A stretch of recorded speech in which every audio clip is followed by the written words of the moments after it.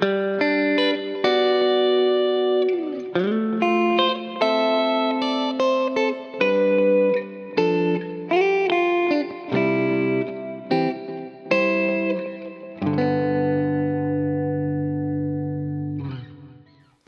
there, I'm Adrian, and in that little piece I just played I was using something called open voiced triads.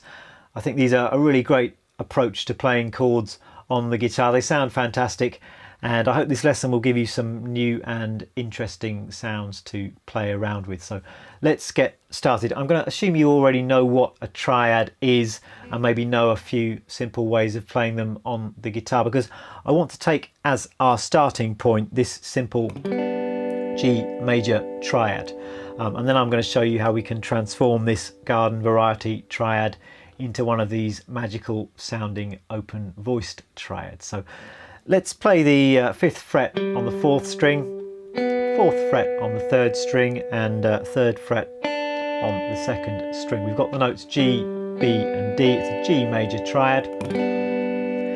And this kind of shape is sometimes referred to as a close voiced triad because all of the notes are close together and they're all in fact within the same octave. So what we're going to do is we're going to spread out these notes a little bit and turn this into an open voiced triad. And the principle here is a very simple one. We're just going to take the middle note, in this case the B note, and we're going to play it an octave higher. So instead of playing this B note here at the 4th fret on the 3rd string, we're going to play this B note here at the 7th fret on the 1st string, and we're left with something like this, which is our open voiced G major triad. Now this particular fingering you end up with is actually a little bit awkward to play. You can see there's a bit of a stretch going on and it's not terribly practical. So what I would normally do is, instead of playing this D note here with my 1st finger at the 3rd fret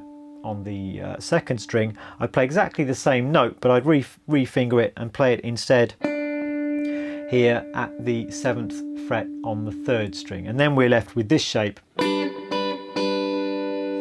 which is a lot more comfortable and a lot more practical to use. So we're going to take this as our basic G open voiced triad shape. I'm playing with my 1st finger, the 5th fret on the 4th string, with my 3rd finger playing the 7th fret on the 3rd string, and with my little finger playing the 7th fret on the 1st string. With your picking hand you've got a few options here. I think I prefer to use a pick and fingers type approach, so I will pick the 4th string, then with my middle finger I'll play the 3rd string, and with my ring finger I'll play the top string. The advantage of that is you can play all of the notes simultaneously. You could also play this with a pure fingerstyle approach and not use a pick at all, or you could of course strum these shapes. If you're going to do that, you just have to be careful that you're muting the 2nd string, the B string, because we're not playing a note on that string and you don't want that to ring out accidentally. You just want to keep everything nice and clean.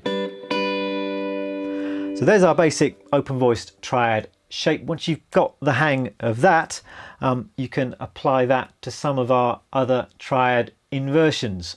So we could take this 1st inversion G triad, for instance, a close voiced G triad. That's the 9th fret on the 4th string, 7th fret on the 3rd string, 8th fret on the 2nd string, and we could do exactly the same thing to this triad. We can take the middle note, the D, we can play it up an octave, and we've got our open voiced shape. So we're left with the 9th fret on the 4th string, the 8th fret on the 2nd string, playing that with my 1st finger, and with my little finger playing the 10th fret on the top string. So that's a 1st inversion open voiced G triad, 1st inversion because the B note is now the lowest note. And we can just take that one step further and do the same thing to a 2nd inversion close voiced triad. So that would be played the 12th fret on the 4th string, 3rd string and 2nd string. Move the middle note, that G, up an octave, and we're left with this. That's the 12th fret on the 4th string, 12th fret on the 2nd string, and 15th fret on the top string. That's our second inversion shape. So we should now have 3 different shapes. We've got our root position shape, first inversion and second inversion. And in fact, that kind of exercise would be a really good thing to try, just to get these shapes under your fingers, just going up and down through the different inversions in various different keys. Just root position, first inversion, second, and back again. And then obviously try it in all of the other keys as well. So you know,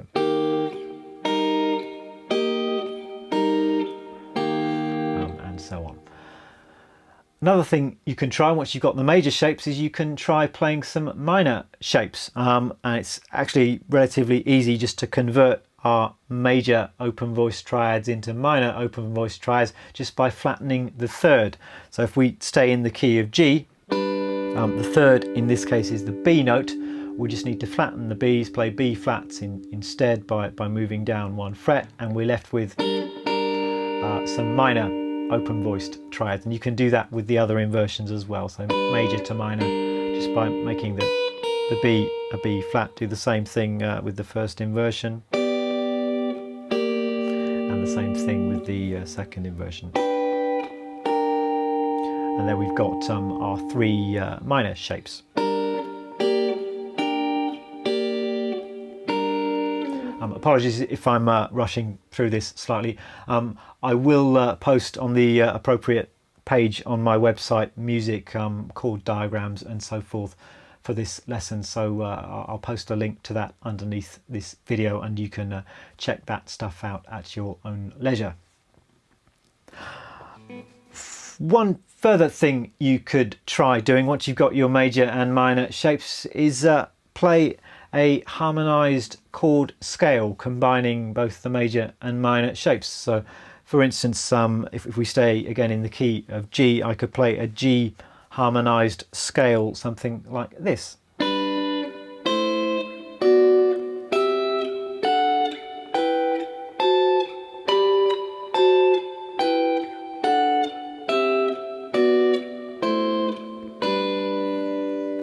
So I'm just playing there a G major triad, A minor, B minor, C major, D major, E minor. Then we're going to need an F sharp diminished, which is the 16th fret on the 4th string, 17th fret on the 3rd string, 17th fret on the 1st string, and then we're back home to G again, and then you can just go back the same way. And that's about it for this lesson. I would recommend, once you've got all of these basic shapes down, to try applying them to chord progressions that you know, try applying them to songs. And I found that these chord shapes are a really good way of coming up with interesting and unusual rhythm guitar parts. You can also, of course, play these shapes on other string sets. In this lesson I've just dealt with open voice triads using the top 4 strings, but you should be able to figure out the same chord shapes on the middle 4 strings and on the lowest 4 strings as well. I'll leave that up to you, but exactly the same principles should apply. So hope you have a lot of fun playing around with this stuff, and I hope to see you again for another lesson again very soon. Bye bye.